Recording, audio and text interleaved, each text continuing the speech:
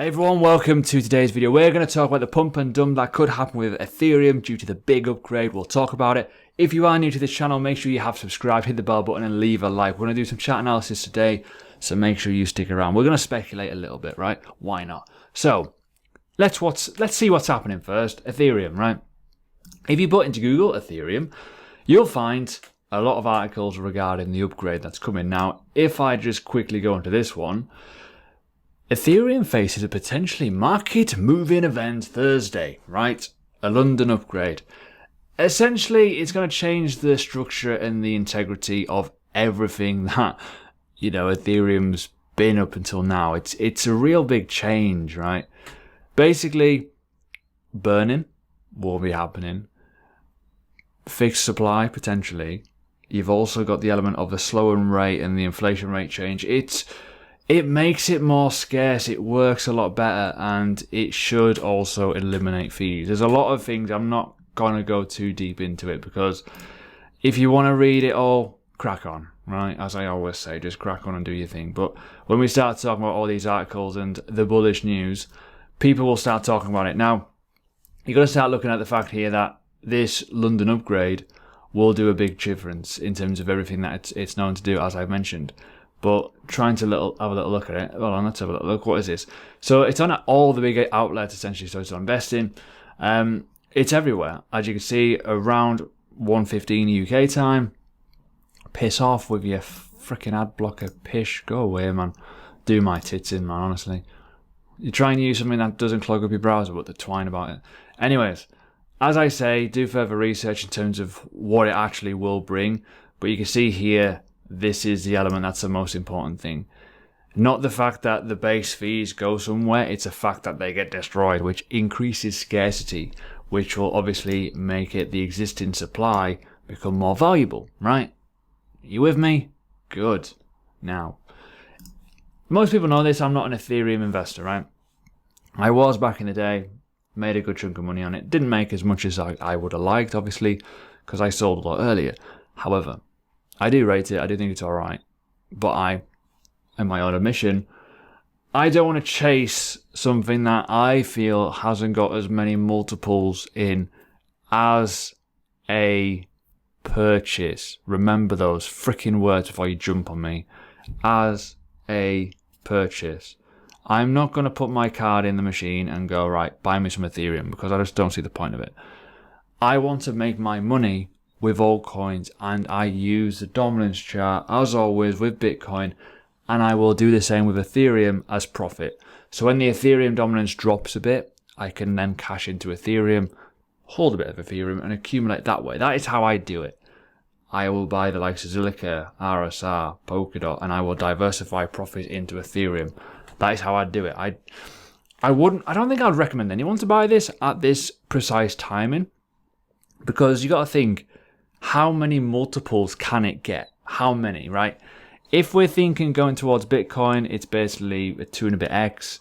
If we're looking at the likes of, actually, here's an idea. Do this. This was on from the other day. We're going to check it out now. If we're going to just look at it in simple terms in maths, was I near enough? Well, yeah, 131%. So not too far away. So you got to think, if this does like a 10x from here, which potentially could happen at some point in its lifetime, it's 2.9 trillion, give or take, in terms of metric numbers and market cap, right? That's okay, fair enough, it may never happen, but at the same time, are you looking for a 10x in Ethereum? Well, $26,000 of Ethereum is pretty cool. Will it happen? Maybe. You just don't know, right? So this is why I go a little bit further down the tree, just to try and make the risk a little bit better. Accumulation though, through profit, it's absolutely fine. Anyways, let's talk about the charts, because I'm waffling like shit. I'll go on this chart today, I'll go into my trading one, so we get a bit more data. Now the first thing I need to do is obviously add the resistance, because we know it's there. Cool, right. We're going to go both scenarios. We're going to look at the pump and we're going to look at the dump, right? If we're going to look at the bullish scenario, we've already, done this. We've already had a nice little pushback, almost a 1-for-1 correction on that move, right? That's fair enough, right? Good to cover that one off. In my opinion, I've got a feeling the whales are going to manipulate this a little bit. I've got a feeling something's going to happen. We have hit a key level of resistance on the overall structure. I've mentioned this for about a few weeks on my previous video. This level, the 382 was always going to be the one that you get through it. If I go to my other chart, I believe that level is already on there. Let me just have a little look. Because, you know, charts, because I've got loads of them. Bear with me, there we go. Cool, yeah, it's already on there. So you can see here how it's kind of worked out. Now, when we start looking at all of this and get you kind of, you're mixing it all, this is why I'm always saying $1,000 is possible. It's an extension level and it's also a key level, right? That doesn't mean it's going to go to freaking $900 and odd. I'm just saying it's a possibility. Likewise, this could just keep going and it could keep going and it could go to $5,000. It could go to $5,486 and it can also go to $6,000, right? So don't take me out of context on that one, because people love to do that. People are like, you said that Ethereum and Bitcoin was going to go down. Well, you're saying it's going to go to $200,000, so who's fucking right or wrong? You know, come on, use your head. Anyways, moving on. So that is, in my opinion, even though I'm looking at the bearish scenario and the bullish scenario on this video, this is where it's indecision. So you need to decide what you're doing. Now, this is a huge event. Everyone knows about it. No one doesn't know about it. If they don't know about it, I don't know what you're doing. When you start thinking about it and buy the rumor, sell the news, usually it's a sell-off event. Usually. Why?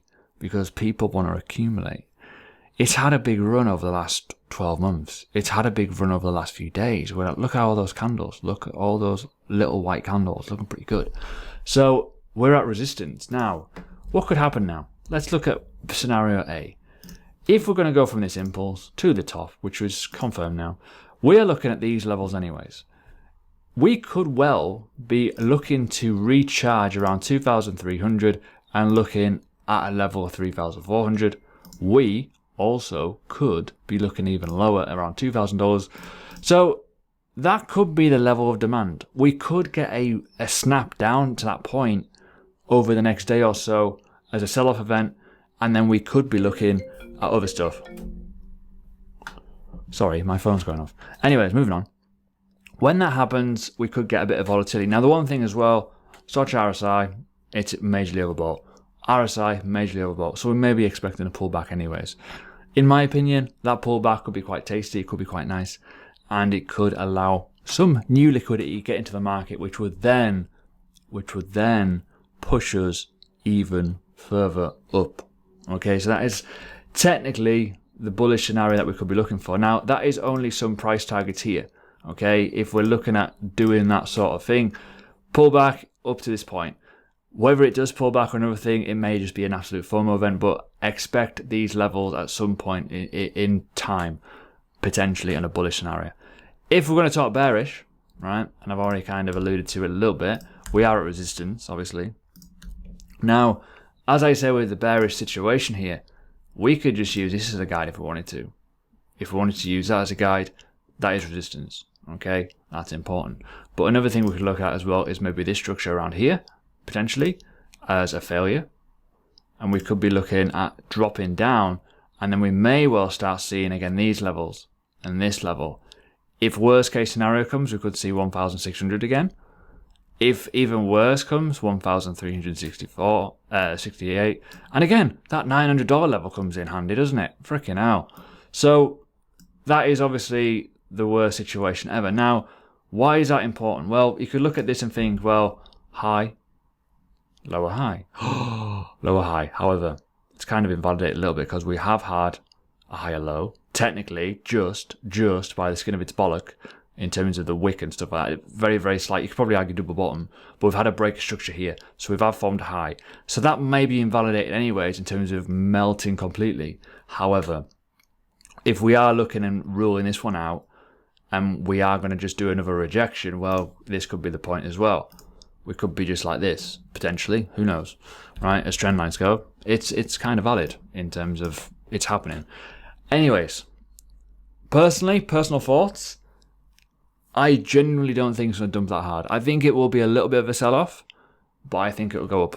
I think it will progressively go up in the market. The market is currently, sentiment-wise, is bullish. So what my overall take would be, we do this, we melt down to the downside, and we may well find a level of support, because we have had a huge run up, by the way, guys. You got to remember that. We have not done anything kind of boring in the slights of anything. We've been pretty bullish and rampant. So I'm expecting this move to pull back a little bit if it does, but it depends on how much. Whether we get that 2,400 level, I don't know. All right. It may happen, may well happen very, very comfortably. It may just, the bottom might completely fall out, and we may just do an absolute melt, and we might melt right the way back to the start here and do a 38% loss. You just don't know in crypto, right? But if you want to play it and you want to cover your bases, look to hedge. Why don't you hedge it? Why don't you put your percentage stop losses at right places and see which one comes out better off? There's all kinds of ways and methods to do it. But if you are looking to trade this, only use at least 1% because it is risky. You are literally speculating and reacting to what the sentiment's saying. Currently, the sentiment's bearish in the market. That could be an insight of what direction you could be going. However, that being said, we are at level of resistance. We've pulled back a little bit, not enough. So for me, if you're going to gamble and bet, look to see what you get on a correction. What I mean by this is, don't play the short, play the retest. So if you are going to play it, look to get a level and an order around demand and support levels. Don't just ape in at resistance levels, because that is gambling. If you're going to go long and you're confident of the long-term scalability and the functionality and the fundamentals of Ethereum for the long term, look to go long. Why? Because it's better off. Why? The market is bullish. Why? Bitcoin's going up. Why? YouTube videos are returning with people watching the fucking things, right? That is a big indicator. So look to see what direction you can get on the continuation of the trend, right? So for me, look for continuation. Look to see if you find a hidden bear. Look to see if you see a hidden bull. Look to see if you see those and spot them. Don't act on the bear, act on the bull, right? If you start seeing corrections come in, fair enough, that's fine. Just wait for the retest, wait for the demand zone, because people will get wrecked. People will get absolutely wrecked at buying and aping into this resistance, right? However, the smart money is probably around here, potentially. Again, I could be wrong, but that's my overall take. Anyways, if you enjoyed this video, let me know. This video will be out very, very soon, so you can see it. Both scenarios interesting, but for me, I think overall, market sentiment's a big leader, but expect something. I don't think it just to carry on going up.